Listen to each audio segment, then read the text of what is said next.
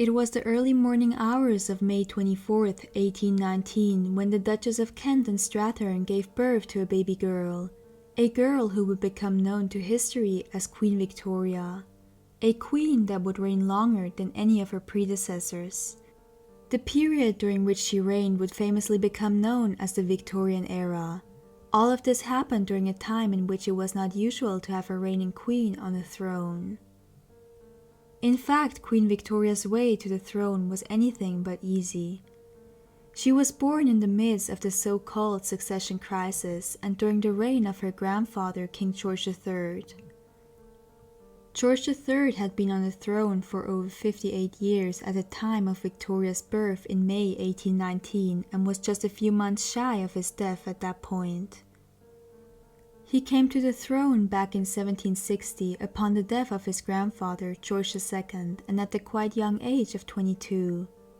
What followed was the search for a suitable bride. They quickly found the perfect candidate in Princess Charlotte of Mecklenburg-Strelitz, a princess from a minor German royal family with no interest in interfering in politics. Charlotte accepted the marriage proposal and arrived in London in the afternoon of September 8, 1761. Their wedding followed that same day in the evening. 2 weeks later, their coronation took place, and soon Charlotte was pregnant with their first child. In total, George and Charlotte had 15 children, of which 13 survived to adulthood. Now you would think that with 13 surviving children, a succession crisis was out of question, but the opposite was the case. Their eldest son, the later George IV, entered an unhappy marriage with his first cousin, Caroline of Brunswick. The couple were disgusted at each other and only spent 2 nights together. Fortunately, it was enough for Caroline to conceive, and almost exactly 9 months after the wedding, their only child, Princess Charlotte, was born. Now, Princess Charlotte's story is one of great tragedy. She grew up in between the conflict of her parents and had a relatively lonely childhood, being her grandfather's only legitimate grandchild. Princess Charlotte eventually found her love in Princess Leopold of Saxe-Coburg and Gotha. They were married on May 2, 1816. After miscarrying a baby that same year, Charlotte found herself pregnant by April 1817. Charlotte went into labor on the evening of November 3, 1817. The contractions lasted for 2 full days, and the difficult delivery took its toll on Charlotte and her baby. After 48 hours, Charlotte gave birth to a large stillborn baby boy. The princess reacted calmly to the news by saying that it was in the will of God. Although the delivery was extremely difficult, Princess Charlotte seemed to be in good health. She ate and went to sleep. Shortly after midnight, Charlotte suddenly awoke and began vomiting heavily. Her body was cold, she had trouble breathing, and was bleeding uncontrollably. Soon after, Princess Charlotte was dead. Princess Charlotte, George III's only legitimate grandchild and second in line to the British throne, had died at only 21 years old. The whole kingdom went into deep mourning as Charlotte and her unnamed baby boy were buried together at St. George's Chapel. What followed next was the so-called succession crisis. King George III and Queen Charlotte's youngest surviving child was over 40. Their daughters were mostly already past childbearing age, and their sons were enjoying their lives with their mistresses. Due to the desperate need of a future heir to the throne, the sons dropped their mistresses. In addition, the men were given a financial incentive from the Parliament. In a double wedding ceremony, George III's third and fourth son, William and Edward, finally entered dynastic marriages.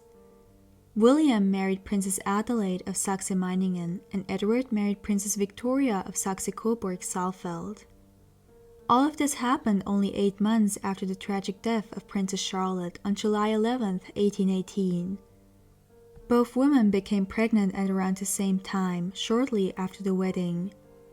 Adelaide went into labor early as she fell sick with pleurisy. She gave birth prematurely to their daughter Charlotte Augusta Louise on March 27, 1819. Sadly, the baby only lived for a few hours. If Charlotte had lived, she would have been fourth in line to the British throne at the time of her birth, behind her two uncles and her father. 2 months later, Victoria went into labor and gave birth to Princess Alexandrina Victoria of Kent, better known to history as the later Queen Victoria. Her parents were thrilled at her birth, but in the country it made little noise.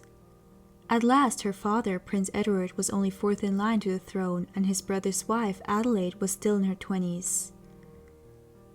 Edward's eldest brother, George, the Prince Regent, was jealous at his younger brother's success in producing a potential heir. He did not allow the parents to give the child the names they wanted, and they were not allowed to use names associated with queens. As such, the princess was given the feminized version of her godfather, Tsar Alexander I's name and the one of her mother. Nowadays, Victoria to us sounds like a typical British name, but back then it was unusual. In addition, it was a French name. The French had been the British' greatest enemy for years. Even the Queen herself would later write, "I was the first person ever to bear the name Victoria." Shortly after the birth of the then Princess Victoria, Princess Adelaide was pregnant again. Sadly, she miscarried the baby while she and William were moving their household to England. That baby would have pushed Victoria and her father back in the line of succession. On January 23, 1820, Victoria was only 8 months old. Her father Edward died. His sudden death made Victoria fourth in line to the throne. Only 6 days later, King George III died, and his eldest son became King George IV. At that point, Victoria was third in line to the British throne, behind her two uncles, Frederick and William. Around March 1820, Adelaide, the wife of Victoria's uncle William, was pregnant once more. She gave birth to a baby girl, which they named Elizabeth Georgiana Adelaide on December 10, 1820. Princess Elizabeth seemed to be a healthy baby, and she took precedence in the line of succession over her cousin Victoria. However, only 3 months later, Elizabeth died, most likely due to inflammation of the bowels. 2 years later, Adelaide gave birth to twin boys, which were sadly stillborn. In the end, William and Adelaide would have no surviving children.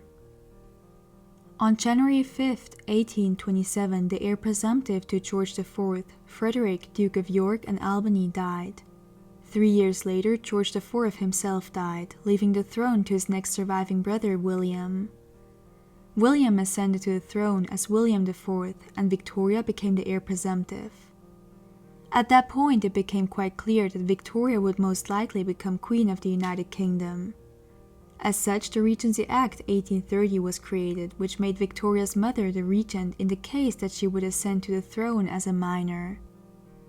Victoria was protected at all costs by her mother, who established the so-called Kensington system, a set of rules which Victoria and those around her had to follow. As such, the young princess was not allowed to have her own room or use the stairs alone. Victoria was isolated from the outside world, even from her uncle William IV and Queen Adelaide, who were actually fond of their niece. The king was infuriated by Victoria's mother and the rules she set on her young daughter. He famously stated in front of her mother that he wanted to live until Victoria's 18th birthday so that a regency could be avoided. King William IV died on June 20, 1837 at 2:12 a.m., less than a month after Victoria's 18th birthday. As such, a regency was avoided.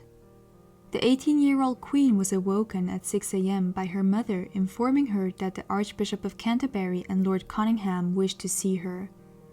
In the sitting room, she was informed that she was now Queen of the United Kingdom.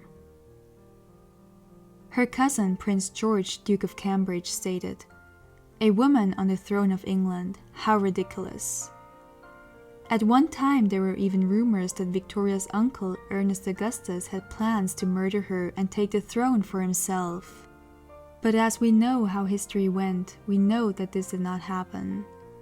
Ernest Augustus ascended to the Hanoverian throne upon the death of William IV, as Victoria, as a woman, was barred from the Hanoverian succession. This ended the 126-year-long personal union of the United Kingdom and the Kingdom of Hanover.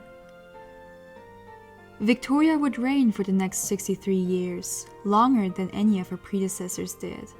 She is remembered as a matriarchal figure who embodied the empire like no one else did. Her reign also saw the gradual establishment of a constitutional monarchy and the House of Commons increasing their power. Through her 9 children, which all survived to adulthood thanks to advances in medicine, she gained herself the nickname Grandmother of Europe. At the time of her death on January 22, 1901, she was the longest reigning British monarch and the longest reigning Queen Regnant. Victoria was also the last monarch of the House of Hanover to rule over the United Kingdom.